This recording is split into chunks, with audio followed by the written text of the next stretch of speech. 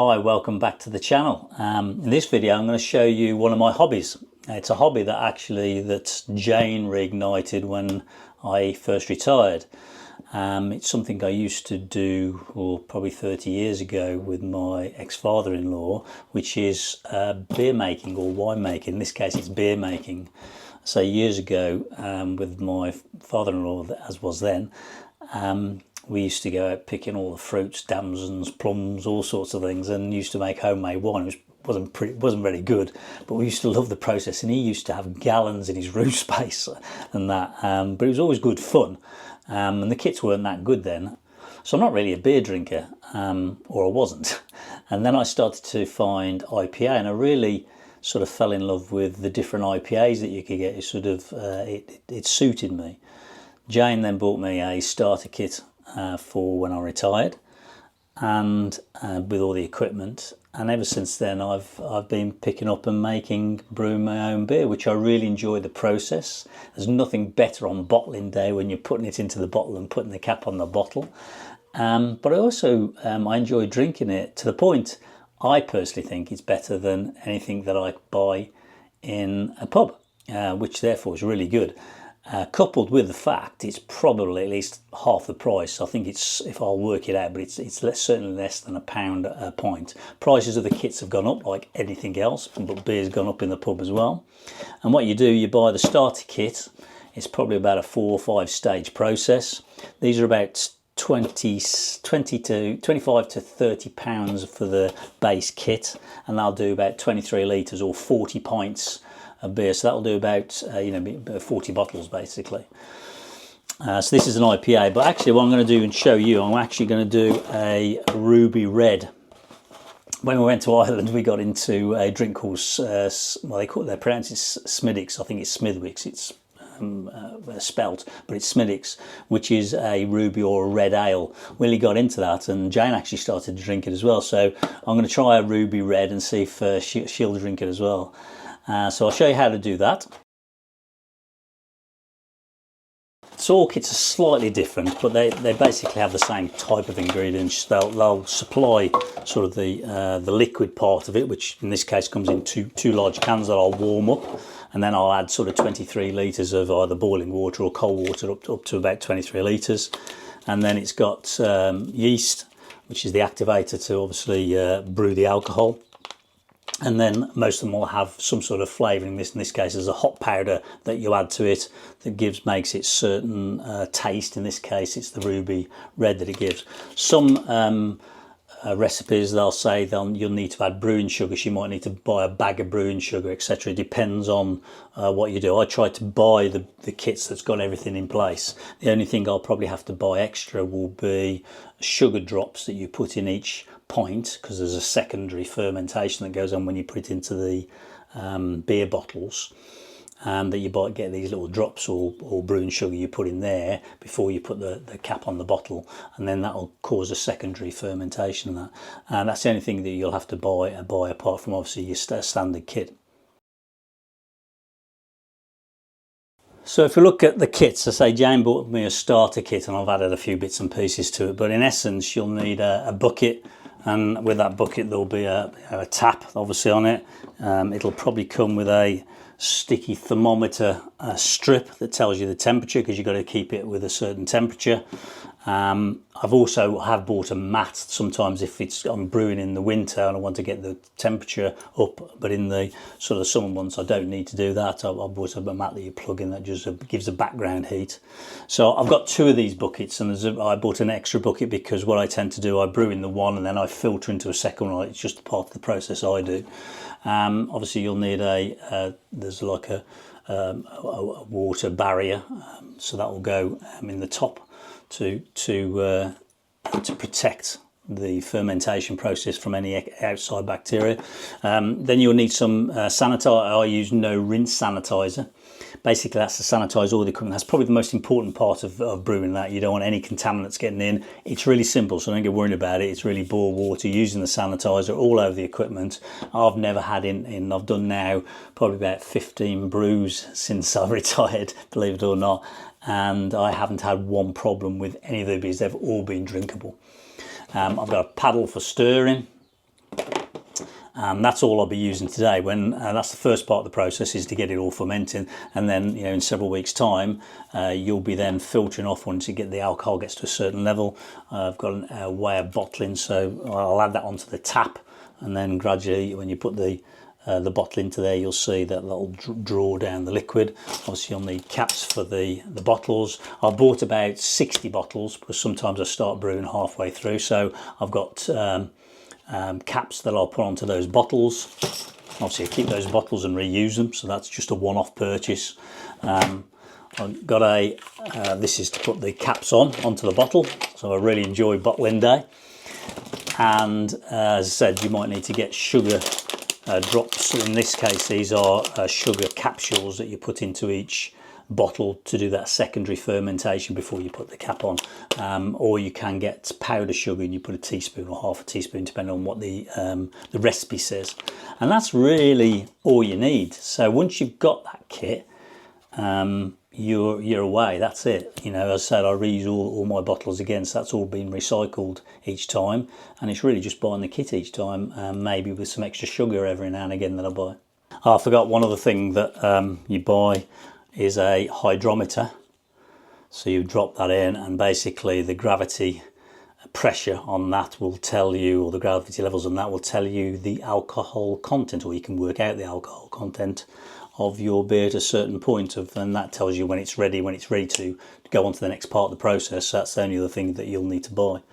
So let's start the process, and I'll show you the very simple steps. The first thing we've got to do is we've got to go and sanitize all the equipment. So first of all, I'm just going to just wash the equipment generally with soap and water and give it a good rinse out before I do the sanitizer, only because the equipment's probably sat for a couple of months and dust and equipment, and I've been doing all sorts of jobs around the house, so do that first of all.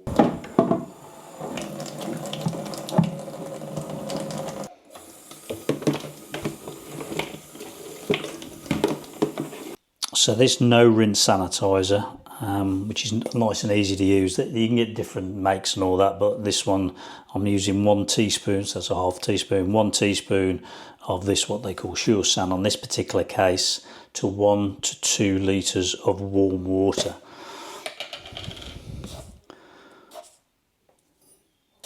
So that's 1 teaspoon. The kettle had boiled a while ago, so that's going to have 1 to 2 litres of warm water. So just add another litre of liquid in there.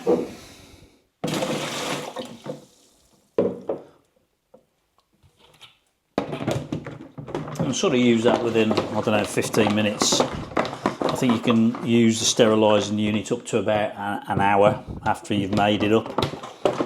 So it stays okay for a while. I'll give it a good shake because I want to get the underside of the lid coated. I'll also take my cloth out. I'm just going to wipe out the outside as well, just to sanitise everything. And then I can drain that. I don't have to wipe it out after that because it's a no rinse sanitizer. Make sure just everything's coated. I'll put that just to one side now. I didn't do what I said I was going to do, which was just make sure you rinse a bit of the sanitizer through the tap, because obviously that needs to be sanitized as well. And that's it. So it's not difficult. I'll put that to one side. So I'm just going to add some hot water in the pan. Don't need to sterilise this because it's in. I'm going to keep the liquid in the cans. So I'll just put those in there to stand. Leave that to stand for about 5 minutes. Top tip, make sure you cut your instructions off your box before you chuck your box away, because otherwise you'll forget the rest of the process. So I've got the kettle on to boil because I need more boiling water. I'm just going to now, it's 5 minutes after it's standing, so I'm just going to I've poured some of the sterilised water in there. I've actually put my kitchen thermometer in there again just to sterilise it, because I'm going to use that just to test the temperature a bit. I'm now going to pour the rest of the sterilising stuff away. So it's no rinse. You haven't got to do any more wiping out or anything like that. Just leave it as it is, because obviously you'll contaminate it if you do that. So let's just open the first can. You can see it's heated up a bit. I love the smell of this. It's got that rich malty taste. I used to have malt extract as a kid. Do you remember that? Anybody used to have that? So you can see it's quite thick and treacly. So that's all going to get poured into the fermenter now. Of course, you want to get it all out. So what should I do? I should put some boiling water in the can just to rinse the side rounds, because you want to get all of that extract out. That's the second one. Now the instructions now says to add 3.5 litres of boiling water. So I shall measure that out. This is all about getting the right temperature before you add the yeast. You don't want to put the yeast in too hot, which is why I'm just going to measure the temperature.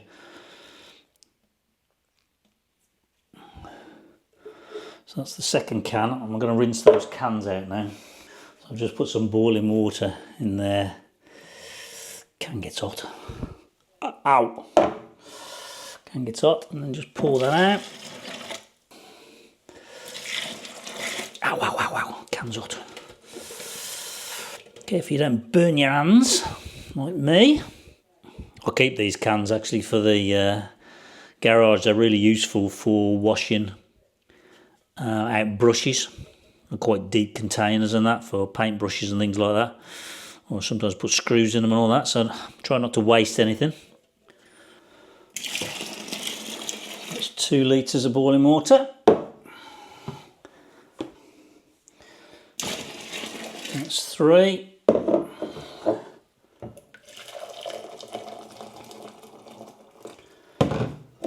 1.5 litres.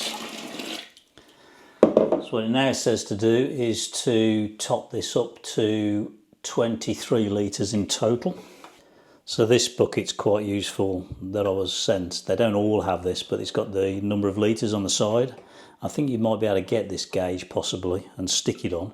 But either way, even if it hasn't got it, you just obviously measure 23 litres and put a marker on it. So I'm now going to fill up basically with cold water now up to 23 litres, which is the 40 pints. Water into that.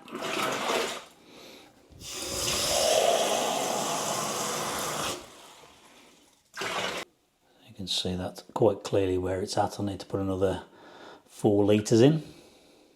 Okay, so that's up to 23 litres. Now you wanted to give it a good stir to make sure you get it nice consistent, because obviously it's quite thick. That'll all be sitting at the bottom, the original extract that you've poured in. So you need to give that a good stir now.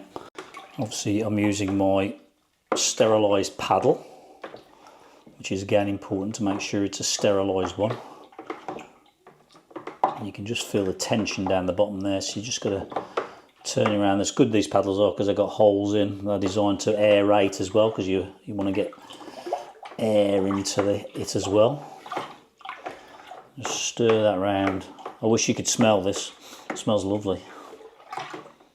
So I've stirred for about 5 to 10 minutes. With the paddle, if you still bring in the malt extract or the extract on it, still sticking to the bottom of the paddle, then keep on stirring. You just need to make sure you're getting that distributed round there. What you now need to do is add, on this particular mix, you need to follow the instructions of each individual one because they might differ, but now you're going to add the yeast and the hops in. Sometimes the hops gets later on in the process. Sometimes you get maybe 2 bags of hops, one you put in early, one you put in later. It all depends on what you've actually bought. So you need to go by the instructions of the can. This one I've got to put it in now, but I don't want to put it in when it's too hot. And the reason they say to put 3.5 litres of boiling water and cold water, because they know that's roughly going to be the temperature when you can add yeast, because obviously you don't want to put yeast in when it's too hot, because otherwise you'll kill the yeast. So I think it's about, that's why I sterilised my thermometer. So I've just checked and it's about 28 degrees. But actually, again, this barrel, you can get these stick-on thermometers which are really useful. Okay, so the temperature's now okay. So first of all, it's telling me to put the hop powder in first. So I should put that in, give that a stir, I think. It doesn't say to stir or not. Sometimes with the hops, with the yeast, it says not to stir. So I think I'll stir the hop powder, because otherwise it's just sitting there, and I'll distribute that. I think the yeast I might just leave on the top, I don't know. Don't know. So stir that around with your sterilised paddle. So that's going to put a flavour, the hop flavouring in.